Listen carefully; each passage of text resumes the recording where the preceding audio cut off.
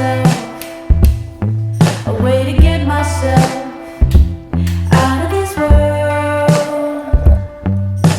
You are not about. Hi mga babies! Today is medyo under the weather tayo. So, hindi muna tayo pumasok. Hindi ko alam kung nadidinig nyo, pero medyo sinisipon ako ng konti. Hindi ko alam kung halata sa boses. Tsaka medyo masakit yung lalamunan natin. Alas 9 na ngayon ng umaga. And hindi rin pumasok yung kaklase natin, yung kadorm natin, kasi medyo masama din yung pakiramdam niya. So, bibili muna tayo ng bigas. Tapos magluto na lang tayo ng egg. So, kain tayo. Wasted out of my mind. We said goodbye. I went outside, waited. Hapon na! Nag-e-edit kasi ako ng vlog yan, ng gym videos natin. Tapos alas 3 na pala. Hindi pa ako nakakapag-vlog ngayong araw. Oh, what happened? Anyway, bababa tayo. Kakain tayong tanghalian. Hindi pwedeng hindi tayo kakain. Sayang ang calories, okay? As you can see, yung book natin. Halatang kakatapos lang mag-work. Nakaalis na yung isa nating ka-dorm. So mag-isa na naman tayo sa dorm ulit. Woo!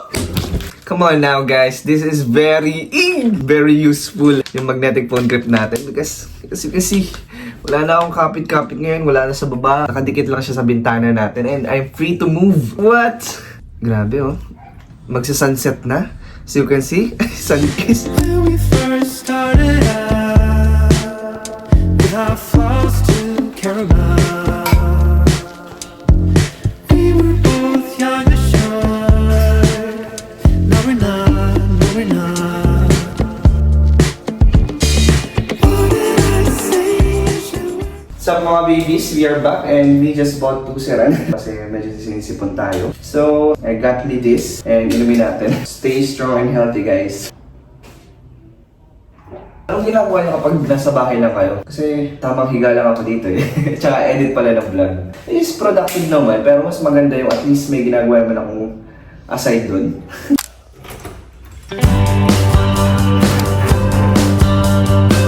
When everything feels cold, everyone is on their way back home. I sign. Okay, update mga babies. Nandito tayo sa food park dito sa labas ng subdivision natin. And first time kong kakain ng chicken biryani. Yun na lang yung in-order ko. Update ko kayo kung masarap.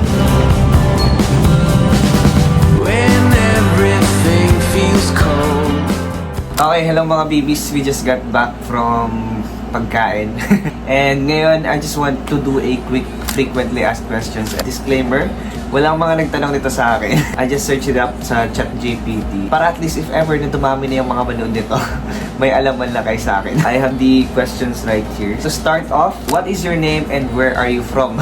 My full name guys is Mark Apollo Araza. Second name ko yung Apollo, but I go by that. Originally, I'm from the province of Marinduque. And yun, lumipat lang ako sa Manila for college. Then, how old are you? I'm currently 21 years old and in 4 days, magiging 22 years old na tayo. Yes! What are your favorite hobbies? Included ba sa hobbies yung pag-gym? If oo, then yun. And siguro basketball and content creation na din. Kasama na dun. What inspired you to create content? Ito actually, nung grade 8 kami, ako at saka yung kakambal ko. And by the way, yes, may kakambal pala ako. Somehow, nag-start din kami mag-vlog nun. Naka at least 400 plus subscribers kami nun. Doon nag-start. Tapos natigil din kasi bata-bata pa din kami nun. And then, 7 years later, we're back at it again. Talagang hinahanap-hanap tayo ng content creation. So, that's why nandito tayo. Siguro ito na muna yung last kasi para at least magkaroon pa ng part 2. If you could travel anywhere in the world, where would you go? Pinaka-favorite ko and mapupuntahan ko din is Switzerland talaga, guys. Grabe. Just thinking about it, sobrang na-excite ako. Kasi sobrang ganda ng mga sceneries ba sa Switzerland. Kumbaga pag pumunta ka dun, mahihil ka eh. Peaceful, siguro yun. Makakapag-connect ka with nature. And, ay, parang mas makikilala mo yung sarili pag pumunta ka dun. Kaya, ayun, mapupuntahan natin yun soon. Switzerland talaga the best. Switzerland! So, anyway, yun na lang muna yung Q&A natin for now, guys. I think that would do it for today's vlog na din. And I will see you na lang tomorrow for next vlog. So, see you. Subscribe!